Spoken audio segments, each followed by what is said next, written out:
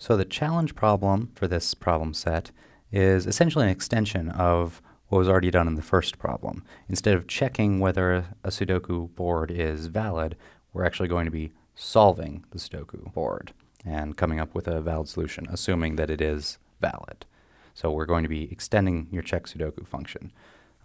Since I don't know what you wrote, then I invite you to paste this in or paste it into the something else, run it locally, and then give your findings on the forum and the code for people to analyze and hopefully break.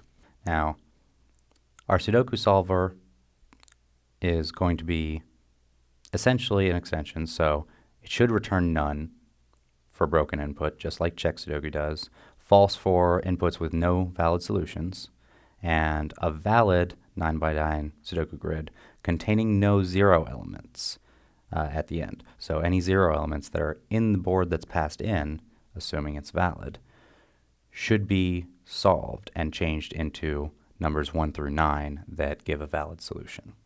There are a lot of ways you can do that. There are a lot of clever ways to solve a partially completed Sudoku board. You could always just go with a brute force recursive solution. Maybe not the best idea if people end up testing against very, very difficult puzzles, and you can come up with some really pathologically evil Sudoku puzzles if you don't have a fast algorithm.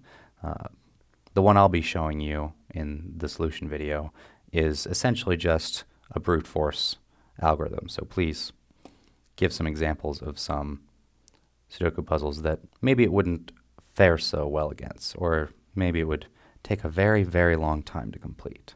So we're going to be running this in the grader against these same Sudoku puzzles. Hard is commented out by default because for a more naive Sudoku solver, it will take a little bit of time, maybe 5 to 10 seconds or so, depending on exactly how you coded it up, to actually solve this one. And there are going to be multiple different solutions depending on exactly how you code this up.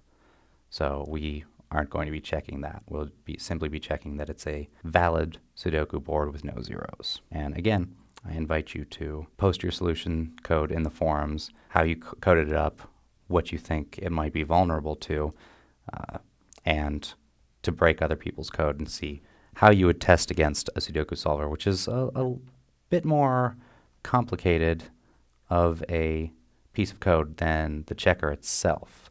So there are a few more ways that things can go wrong. So, okay, I hope you have fun with this, and I hope you enjoy breaking everyone else's code.